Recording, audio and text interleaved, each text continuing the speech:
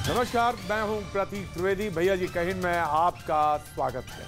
जी हां, बारिश लगातार 2-3 दिन से हो रही है और लिहाजा मुझे आज स्टूडियो की शरण लेना पड़ा, लेकिन मैं सीधे सीधे मुद्दे पे आज बातचीत की शुरुआत करता हूं। मेहमान हमारे सामने मौजूद हैं, तो उनसे तारुफ भी करा देता हूं। आप सारे लोग भली भांति परिचित हैं, जाने पहचाने वो चेहरे हैं। सवाल यह है कि आज कल पीएफआई के ठिकानों पर रेड हुई, सेंट्रल एजेंसीज ने रेड करी, दस्तावेज, संदिग्ध दस्तावेज बरामद किए, साथ साथ लोगों को हिरासत में लिया। 100 से ज्यादा लोग हिरासत में लिए गए। दूसरी घटना वो है जिसमें आज उग्र प्रदर्शन हुआ, लोग हिरासत में लिए गए, तोड़फोड़ की गई। एक तीसरी घटना भी है जिसको मैं आज जोड़ना चाहता हूं, जिक्र करना चाहता हूं। राष्ट्रीय स्वयंसेवक संघ के सरसंघ चालक जी ने मुस्लिम बुद्धिजीवियों, प्रबुद्धजनों और तमाम वो लोग, धार्मिक गुरु, उनसे संपर्क साधा गया, उनको इनवाइट किया गया था, उनकी जगह मिलने गए और उसमें एक खास बात यह थी कि मदरसों के छात्रों से भी मिले। यह तीसरी बात थी। चौथी बात जिसका मैं जिक्र करना चाहता हूं, सुप्रीम कोर्ट ने बुधवार को, आपके सोचेंगे कि बुधवार का जिक्र आज कर रहे हैं, जी हां, मैं करना चाहता हूं। बुधवार को सुप्रीम कोर्ट ने एक बात कही थी कि मीडिया को नफरती जो बयानबाजी है, यानी खासतौर से टेलीविजन डिबेट्स के बारे में उनकी टिप्पणी थी, जिसका आज मैं जिक्र करना चाहता हूं और बहुत महत्वपूर्ण है। उन्होंने कहा कि टेलीविजन डिबेट में जो टिप्पणियां होती हैं और वो जो बेलगाम हो जाती हैं, उन पर रोक लगनी चाहिए। कहीं ना कहीं रोक से मतलब यह है कि उस पर कहीं जिम्मेदारी या ट्रांसपेरेंसी या कहीं कोई चीज तय होनी चाहिए। जो कि हेट स्पीच है, जिसपे कहीं ना कहीं डिबेट्स जो है इतनी दूर तक चली जाती हैं कि जहां मलहम का काम होना चाहिए वहां नमक का काम होने लगता है, मोटे तौर पर अगर बात कहें। यह बात सुप्रीम कोर्ट ने बात में कही थी। अब अंतिम बात जो, उसके बाद मेहमानों से मैं तारुफ कराऊंगा, और वो ये थी कि आखिर आज इस पर बहस क्यों, बातचीत क्यों, जिसमें आपको पॉलिटिकल पार्टीज तो नहीं, तमाम वो लोग नजर आएंगे आज आपको जो कि पॉलिटिकल कमेंटेटर हैं। क्यों आज की बात पर, आज आखिर क्या था? जनाब, एक माहौल बनता है, एक बात बनाई जाती है कि ओह, दबाया जा रहा है या दबा दिए गए या कहीं जुल्म हो रहा है। तो हो रहा है तो यहां पे हमारी एक जिम्मेदारी है, और उससे पहले जो हमने सुप्रीम कोर्ट की बात को कोट किया था, उसके तहत जिम्मेदारी है, उसके आईने में जिम्मेदारी है, आईन कॉन्स्टिट्यूशन के तहत जिम्मेदारी है कि हमको कहां अपनी मर्यादाओं का ध्यान रखना है। तो आज की बहस इसलिए कि ठिकानों पर रेड होती है और आज उग्र प्रदर्शन होता है, और क्यों होती है कि देश विरोधी गतिविधियों में मुलविस या संलिप्त पाए जाते हैं। 34 से 35 केसेस हैं। लोगों ने कहा कि जिस जमाने में सिमी थी उस पर बैन लगा, उसी की बी टीम ये है जो काम कर रही है। इसका एक पॉलिटिकल हैंड है और एक वो खुद पीएफआई। मेहमान जो हमारे साथ मौजूद है उनसे तारुफ करा दे तो सूर्या मैथिल, राजनीतिक विश्लेषक हमारे साथ मौजूद है। मौलाना साजिद रशीदी जी, अध्यक्ष ऑल इंडिया इमाम एसोसिएशन, हमारे साथ मौजूद हैं।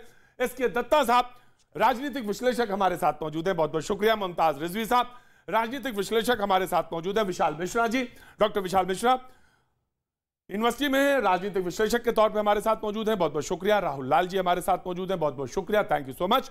और DK दुबे जी, एडवोकेट हैं सुप्रीम कोर्ट में और हमारे साथ मौजूद हैं, बहुत बहुत शुक्रिया।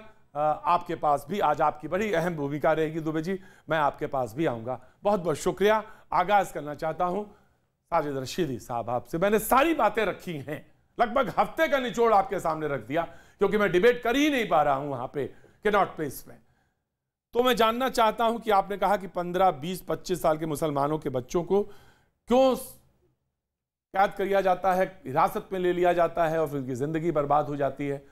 देश विरोधी ये जो बयान जो हो रहे थे या जिनमें मुलविस रहे हैं या पाए जा रहे हैं, उन पर कार्रवाई हो रही है, उस पर आपत्ति क्यों है? और पीएफआई प्रदर्शन करता है, उस पर भी आप अपनी बात कहते हैं, क्यों?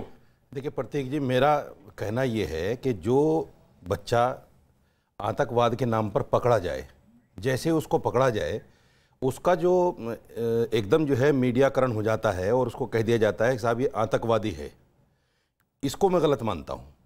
आप उसको पकड़िए, तफ्तीश कीजिए, अगर कोर्ट में जाकर वो मुजरिम साबित होता है तो उसको सजा दीजिए। सवाल ये है कि 15 साल के बाद, 20 साल के बाद, और एक लड़का 32 साल के बाद कोर्ट से बाइज्जत बरी हुआ। आप ये बताइए, जो लड़का 32 साल के बाद बरी हुआ कोर्ट से, उसकी जिंदगी के जो हसीन दिन थे वो तो सारे जेल में चले गए। सरकार उसको कंपनसेशन नहीं देती। मैं आ रहा हूं, सुनिए, सरकार उसको कोई कंपनसेशन नहीं देती। उसकी जिंदगी, उसके घर वालों की जिंदगी, उसके रिश्तेदारों की जिंदगी ऐसी अजीर्ण हो जाती है, उनको कोई नमक तक नहीं देता, पानी तक कोई नहीं पूछता उनको, और फिर आप ये कहकर उसको बरी कर देते हैं, साहब ये बाइज्जत बरी हो गए। तो मेरा मानना यह है कि ऐसे वक्त में एक तो उसको कंपनसेशन मिलना चाहिए, दूसरे जिन लोगों ने उसको नाजायज पकड़ा है, शक की बुनियाद पर उसका मीडियाकरण किया है, उनके खिलाफ कार्रवाई होनी चाहिए। ऐसा क्यों हुआ? मीडियाकरण नहीं होना चाहिए, मैं इस पर इसका कायल हूं। दूसरी बात, पीएफआई की जहां तक बात है कि पीएफआई को आप पढ़िए। मैंने पीएफआई, मैं देखें उसका तर्जमान तो नहीं हूं, ना उस पार्टी से मेरा कोई लेना देना, उस संगठन से कोई लेना देना नहीं है, लेकिन मैंने जितना उनके बारे में देखा है, केरल में सुना है, पढ़ा है, वो उनके स्कूल हैं, कॉलेजेस हैं, वो वहाँ विधवाओं को पेंशन देते हैं, बच्चों को स्कॉलरशिप देते हैं, हिंदू मुसलमान सबको, ऐसा नहीं कि सिर्फ मुसलमानों को देते हैं, उनके बहुत अच्छे काम भी हैं वहाँ। लेकिन सवाल ये है कि इस तरीके से मुद्दों से हटाने के लिए और भटकाने के लिए इस तरह के एक संगठन को टारगेट करके जिस तरह से उसको पकड़ा जा रहा है, ये गलत है। राइट जी, धन्यवाद प्रतीक जी। देखिए, अभी साजिद रशीदी जी की बात मैं सुन रहा था, इन्होंने कहा कि 32 साल के बाद एक व्यक्ति जो है बरी हुआ। बरी किस आधार पे हुआ? सबूतों के अभाव में। यदि 32 साल को केस चला, कुछ गवाह मर गए, और यही कारण है कि वो दंगाई, वो बम ब्लास्ट करने वाला, वो देश विरोधी गतिविधि में लिप्त व्यक्ति यदि सबूतों के अभाव में बरी हो गया तो ये उसको संत महात्मा घोषित कर देंगे। ये दूसरी बात, पीएफआई को देखिए किस प्रकार से लपेट के शहद में उसकी जो है ना तस्वीर दिखा रहे हैं देश को। ये वही पीएफआई है जो इस देश को 2047 के अंदर इस्लामिक राष्ट्र घोषित करने की बात करता है। ये वही पीएफआई है जो इस देश के हर दंगे में है। ये वही पीएफआई है जो फुलवारी शरीफ के अंदर आतंकी संगठन, वो टेररिस्ट कैंप चला रहा है। और आज क्या किया है पीएफआई ने? आज पीएफआई ने संघ के कार्यालयों पे बम फेंके हैं, सुतली बम, गोलियां चलाई है, तोड़फोड़ की है। ये क्या बात कर रहे हैं? ये कहते हैं हम डरे हुए लोग हैं। ये जब डरते हैं तो तलवारें निकाल के ले आते हैं, गर्दन उड़ा देते हैं, पत्थरबाजी शुरू कर देते हैं। ये डरे हुए लोग आज बम फेंक रहे हैं, गोलियां चला रहे हैं। किस प्रकार बचाव करें? शर्म आनी चाहिए इनको। एक मौका और देना जी। देखिए, ज्यादा आवाज करने से झूठ सच नहीं हो जाता। स्टूडियो में कैमरे लगे हुए हैं, जगह जगह रिकॉर्डिंग हो रही है, बात सुनी जा रही है, बहुत तेज चिल्लाने से कोई झूठ सच नहीं होता, ये सच बात है। दूसरे, मैं अगर गिनाना शुरू करूं कि आरएसएस के लोग किस तरह गिनाइए ना आप, किस तरह गिनाइए ना, मैं पूरा कब बम फेंका है गिनाइए आप मुझे, कब दंगा किया गिनाइए आप मुझे, गोधरा में किसने जलाया है? आप लोगों ने जलाया है। भारत पेशेंट डे पे किसने अटैक किया है? आपने। नो, देखिए मैंने आप लोगों से नहीं मतलब है। आप लोगों देखिए जो सेंटेंस बोलेंगे, नहीं, आप डिबेट में हैं, जिम्मेदारी है। बीच में बोलने का क्या मतलब? नो, आपको मैंने सुप्रीम कोर्ट का एक सेंटेंस बताया था। क्या है? मेरी समझ में नहीं आता। से जितनी जिम्मेदारी मेरी है उतनी जिम्मेदारी आपकी भी है। आप लोगों के लोगों पे पड़ रहा है ना, आज हमारे लोगों को मारा गया ना वहां पर। मतलब आप ये क्या कहने के चाहते हैं कि ये हिंदुस्तान के नहीं है? ये हिंदुस्तान के नहीं है। भारत तेरे टुकड़े होंगे इंशाल्लाह फैब्रिकेटेड वीडियो को आराम से बहुत जिम्मेदारी के साथ मौका आपको। देखिए, झूठ पर कितना आधार है इनका काम। ये भारत टुकड़े होंगे इंशाल्लाह, आज तक उसको साबित नहीं कर पाए। वो कौन लोग थे? कोर्ट में चल रहा है आज तक साबित नहीं। कब तक चलेगा कोर्ट में भाई? 50 साल चलेगा क्या? भारत तेरे टुकड़े होंगे, इस तरह का बयान, और उसको आज तक साबित नहीं कर पाए। मेरे ख्याल के 12-13 साल हो गए उसको।